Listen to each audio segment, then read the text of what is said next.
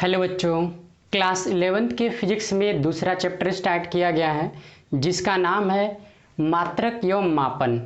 मात्रक एवं मापन में हम लोग को पिछला एक वीडियो भी रिलीज किया जा चुका है जो बीमा पे आधारित था, जिसमें सिखाया गया था कि बीमा कैसे निकालते हैं। ठीक है, आज कुछ उससे रिलेटेड परिभाषाओं को लिखते हुए आगे बढ़ा जाएगा और भी बड़े बड़े बीमीय सूत्र को निकाला जाएगा। आइए देखते हैं क्या क्या हम फार्मूला यहाँ पे लिख चुके हैं, परिभाषा यहाँ पे लिख चुके हैं।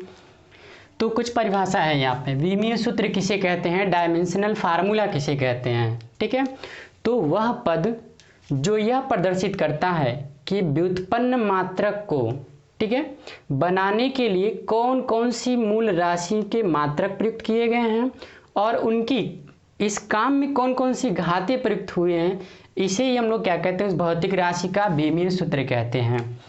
नहीं समझ में आया, चलिए दूसरे तरीके से समझने की कोशिश करते हैं। सबसे पहले जाने कि व्युत्पन्न राशि क्या होती है और मूल राशि क्या होती है। तो पिछले क्लासों में हम लोग पढ़े होंगे 7 मूल भौतिक राशियां हैं। इसके अलावा जितनी भी भौतिक राशियों का नाम आप सुनेंगे, पढ़ेंगे, जानेंगे, वे सभी की सभी कैसी राशियां होंगी, तो वो व्युत्पन्न राशियां होंगी। ठीक है, वो 7 के टेबल आपको भी याद होगा। चलिए अब सीखते हैं व्युत्पन्न राशि। एक एग्जाम्पल में लिया गया है क्या, बल को। ठीक है, तो बल क्या कैसी राशि है, एक व्युत्पन्न राशि है। इस परिभाषा को यहाँ पे हम लोग सीखने की कोशिश करेंगे एक एग्जाम्पल के तहत कि वो परिभाषा सही है या गलत है। ठीक है, तो सबसे पहले एक व्युत्पन्न मात्रक को ले लेते हैं। हमारा व्युत्पन्न मात्रक जो होगा वो क्या होगा, न्यूटन होगा। पहले राशि को ले लेते हैं। व्युत्पन्न राशि क्या है, बल। बल बराबर क्या होता है, द्रव्यमान गुणे त्वरण। बल बराबर क्या होता है, द्रव्यमान गुणे त्वरण, ये फार्मूला होता है। ठीक है, तो सीधी सी बात है, जो बल जो है वो कैसी है, व्युत्पन्न राशि है जो कि द्रव्यमान और त्वरण से मिलकर के बनी है। और त्वरण भी किससे मिलकर के बनी होती है, त्वरण बराबर क्या होता है, वेग परिवर्तन बटे समय अंतराल। और वेग की भी बात करें तो वेग बराबर होता है विस्थापन बटे समय अंतराल। ठीक है, तो यानी कि कह सकते हैं त्वरण तो ऑलरेडी व्युत्पन्न राशि है और उससे भी मिलकर के जो राशि बनी वो भी व्युत्पन्न राशि, यानी कि बल कैसी राशि है, तो बल एक व्युत्पन्न राशि है। ठीक है, तो बल व्युत्पन्न राशि है तो बल के मात्रक को बनाया जाए। ठीक है ना, व्युत्पन्न मात्रक बनाने के लिए कौन कौन सी मूल राशियों के मात्रक प्रयुक्त किए जा रहे हैं। त्वरण को आप और तोड़ लीजिए, द्रव्यमान ऑलरेडी एक मूल राशि है। ठीक है ना, सबसे पहले हम लोग किस पे चलेंगे, मूल राशियों में तोड़ा जाएगा। त्वरण के लिए फार्मूला बताइए, चाहे ऐसे कर लेते हैं, मात्रक को ले लेते हैं, बल का मात्रक। बल का मात्रक, बल का मात्रक क्या होगा, तो बल का मात्रक हमें तब मिलेगा जब द्रव्यमान का मात्रक पता हो। और द्रव्यमान का मात्रक क्या होता है, किलोग्राम।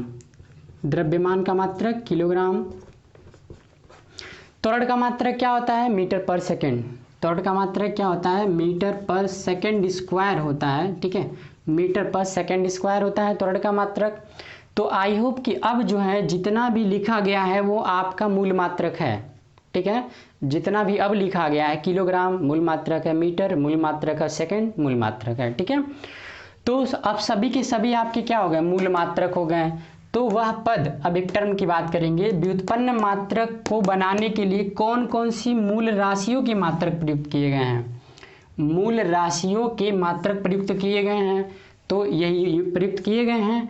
और साथ ही साथ उसको बनाने के लिए इसमें कौन कौन सी घातें लगी हैं। ठीक है, तो देखिए किग्रा पे कितना घात है, 1 घात है। मीटर पे कितना घात है, 1 घात है। सेकंड पे कितना घात है, 2 घात है। इसी सेकंड को ऊपर ले चलेंगे तो -2 हो जाएगा।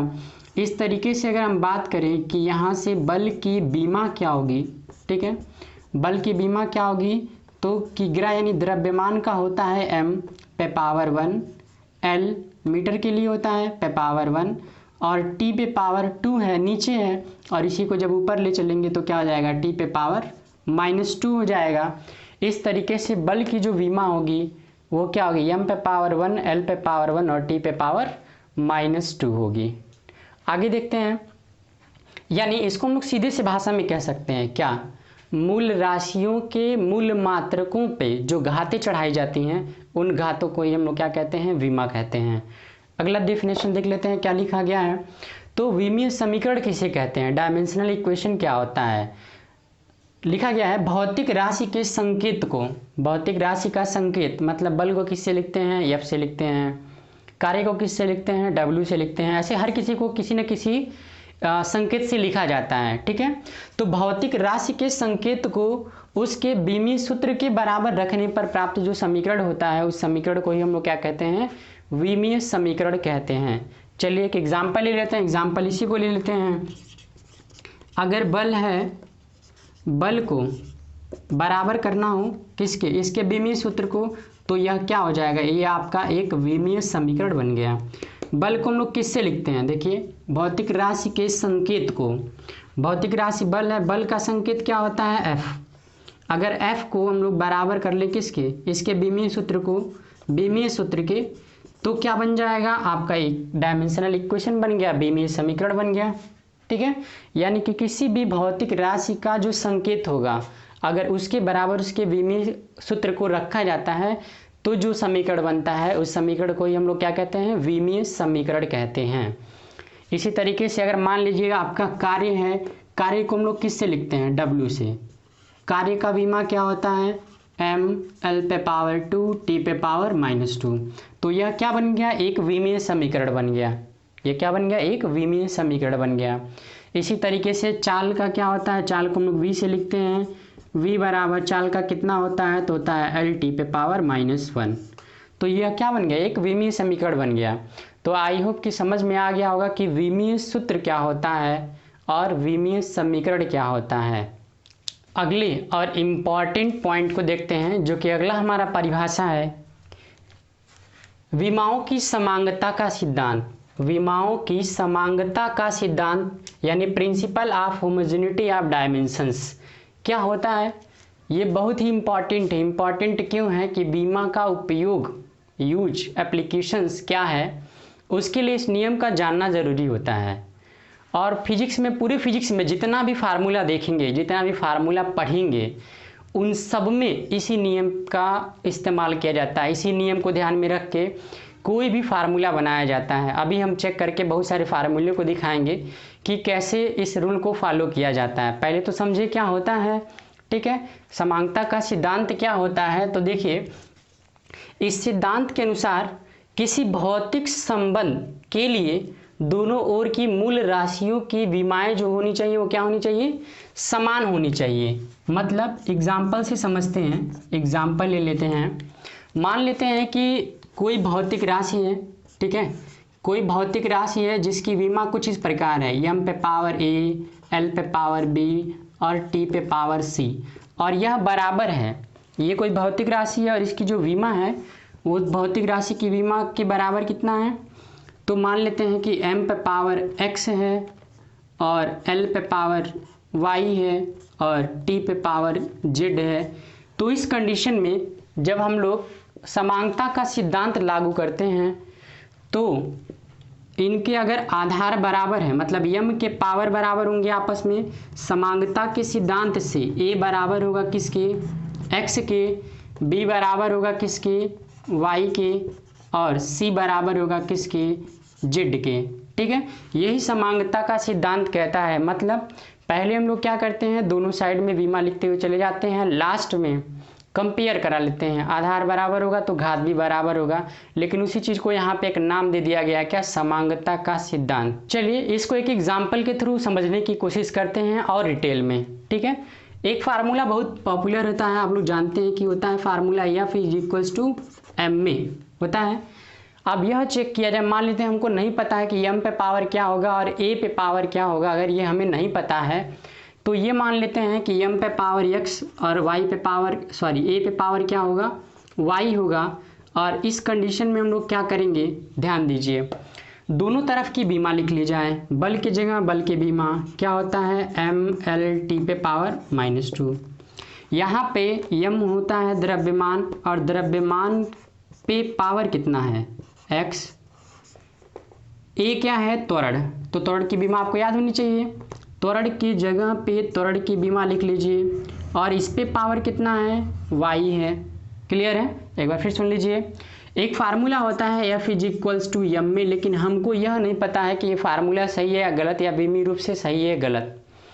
हम ये भी मान सकते हैं कि एम ए स्क्वायर होता formula, F is equals to M square A square होता, मतलब घात डिसाइड किया जाए, घात कितना होगा। तो चलिए वही मान लिया गया है कि एम पे पावर एक्स और वाई ए पे पावर कितना वाई। तो इस कंडीशन में क्या होगा, दोनों पक्षों की विमाएँ लिख ली गई हैं।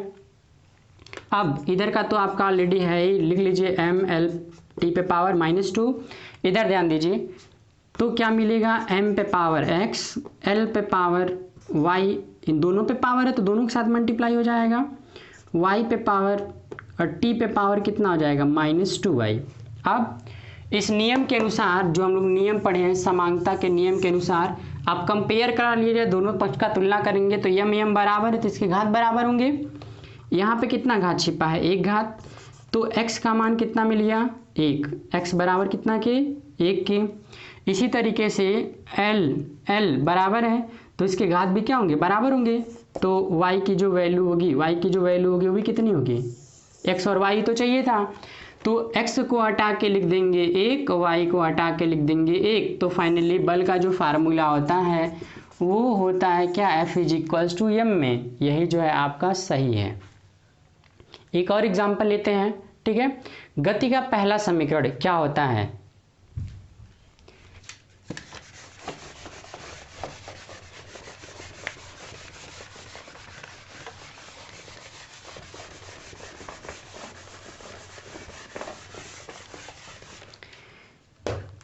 गति का पहला समीकरण क्या होता है, सबको याद होगा। चलिए ध्यान दीजिए, गति का पहला समीकरण होता है v is equals to u plus a t. अब क्या ये सही है या गलत है, इसको चेक करना है, ठीक है। मतलब क्या ये समांगता के सिद्धांत को फॉलो करता है। समांगता का सिद्धांत क्या कहता है, दोनों ओर की विमाएँ क्या होनी चाहिए, समान होनी चाहिए, तभी वह समीकरण सही है, अदरवाइज वो समीकरण गलत है। चेक करते हैं, मतलब इसके इधर की बीमा और इसके इधर, मतलब LHS की बीमा बराबर होनी चाहिए किसके, RHS की बीमा के। एक तरीके से यह भी कह दिया जाए कि दो पदों को पूरे फिजिक्स में, मतलब पूरा फिजिक्स या केमिस्ट्री जो कुछ भी मिला लीजिए, अगर कोई भी भौतिक सूत्र बनाया जाता है तो इस बात का ख्याल रखा जाता है कि दो भौतिक राशियों को तभी जोड़ा या घटाया जा सकता है जब उनके विमीय सूत्र समान हों। असमान विमीय सूत्र वाले पदों को कभी भी एक दूसरे के साथ जोड़ा घटाया नहीं जा सकता है। तो इसी चीज़ को फॉलो करते हुए हम लोग आगे बढ़ते हैं, चेक करते हैं कि ये क्या फार्मूला सही है या गलत है। एक बार फिर सुनिए, दो पद आपस में जोड़े गए हैं, इनका जोड़ना तब सही होगा जब इन दोनों पदों की विमीय सूत्र क्या होंगे, समान होंगे। तो पहले तो हम लोग यही चेक करें, मतलब पहले हम लोग क्या चेक करेंगे, क्या u की जो विमा है वो बराबर है AT के विमा के, ये चेक किया जाएगा। तो u क्या है, प्रारंभिक चाल, और प्रारंभिक चाल का फार्मूला क्या होता है, LT पे पावर -1। यहाँ पे ध्यान दीजिए, a क्या है, त्वरण, और त्वरण का क्या होता है, LT पे पावर -2। खत्म। अब a के बाद नंबर आएगा किसका, t का। t क्या है, टाइम है, समय है, समय के लिए क्या होगा, t। एक बार फिर सुनिए, इन दो पदों की विमाएँ हम क्यों निकाल रहे हैं, क्यों, क्योंकि नियम होता है दो भौतिक राशियों को तभी जोड़ा या घटाया जा सकता है जब उनके विमीय सूत्र आपस में समान हो, तभी तो जोड़ना घटाना सही होगा, अदरवाइज गलत है। तो पहले तो हम लोग ये चेक करें कि क्या ये दोनों आपस में बराबर हैं, वही चीज़ किया जा रहा है। u की विमा बराबर किसकी विमा के, AT की विमा के। u क्या है, प्रारंभिक चाल है, v क्या है, अंतिम चाल है, a क्या है, त्वरण है, t क्या है, समय है। तो u के जगह पे u की विमा लिख लिया गया LT पे पावर -1, a की जगह पे a की विमा LT पे पावर -2, और t की जगह पे टाइम है तो t ही बनेगा, इस पे पावर कितना है, 1 है। तो अब यहाँ पे लिख लिया जाए LT पे पावर -1, और इधर क्या होगा, L, दो में से एक घटा लेंगे तो कितना मिलेगा, -1 मिलेगा। फाइनली ये करेक्ट है, मतलब इन दोनों का जोड़ना जो है वो क्या है, सही है। मतलब ये दोनों भौतिक राशियों को आपस में जोड़ा घटाया जा सकता है, विमीय रूप से ये संतुलित हैं। ठीक है, पहला चेक कर लिए, ठीक है। अब यहाँ पे फाइनली लिख सकते हैं, इसलिए u की जो विमा है वो बराबर है किसकी विमा के, AT की विमा के। एक चीज़ तो आपका वेरीफाई हो चुका है। अब दूसरी बात ये रही कि LHS की विमा और RHS की विमा बराबर होनी चाहिए। तो दोनों की विमा बराबर है तो किसी एक को काउंट करेंगे। तो यहाँ पे फाइनली हम लोग कह सकते हैं कि जो RHS की विमा है, ठीक है, जो RHS की विमा है वो कितनी आई है। देखिए सबको सॉल्व किए हैं तो कितना आ रहा है, LT⁻⁻1। देखिए चाहे U को सॉल्व करेंगे तभी भी LT⁻⁻1 आएगा और AT को सॉल्व करेंगे तभी भी LT⁻⁻1। तो ऐसा नहीं कि दोनों को जोड़ के लिखा जाएगा, दोनों को जोड़ के कभी नहीं लिखते हैं, किसी एक ही को लिखेंगे, भले RHS में 2 टर्म हो, ठीक है ना। 2 से अधिक के लिए ये रूल फॉलो भी नहीं होता है, होता है। जितने भी टर्म होंगे, अगर मान लेते हैं इसके साथ B/T/C ऐसे लिख दिया गया हो तब के लिए भी सही है। ऐसा नहीं कि सबकी बीमा को लिख के जोड़ के तब हम लिखेंगे RHS की बीमा, ऐसा नहीं लिखना है। किसी एक पद की बीमा, RHS में किसी एक पद की बीमा वही RHS की बीमा होगी। अब आ जाते हैं किसकी बीमा पे, LHS की बीमा पे। LHS की बीमा, और LHS की बीमा मतलब V की बीमा है ना। LHS में कौन है, V है। V क्या होता है, अंतिम वेग। अंतिम वेग का फार्मूला है तो वेग ही, वेग या चाल कह लीजिए। इसका भी क्या होगा, मीटर पर सेकेंड, यानी कि LT⁻⁻1। ये चीज़ें तो आपको याद होनी ही चाहिए, कम से कम जो मेन डायमेंशनल फार्मूले हैं उसको तो आप रट ही लीजिए, बिना उसके काम नहीं होने वाला है। जैसे आपका ये हो गया चाल, दूरी, त्वरण, ठीक है, बल हो गया, मैक्सिमम टाइम से सब यूज होते हैं, एकदम कॉमन चीज़ें हैं, ठीक है। तो कुछ जो डायमेंशन है कम से कम 20-25 तो मेन आप इसको रट ही लीजिए, बिल्कुल आपकी जुबान पर होना चाहिए। तो इसी तरीके से अब यहाँ पे देखिए LHS की बीमा और RHS की बीमा, दोनों की बीमा क्या है, बराबर है। इसका मतलब जो गति का पहला समीकरण होता है वह बीमीय रूप से क्या होता है, सही होता है, संतुलित होता है, ठीक है।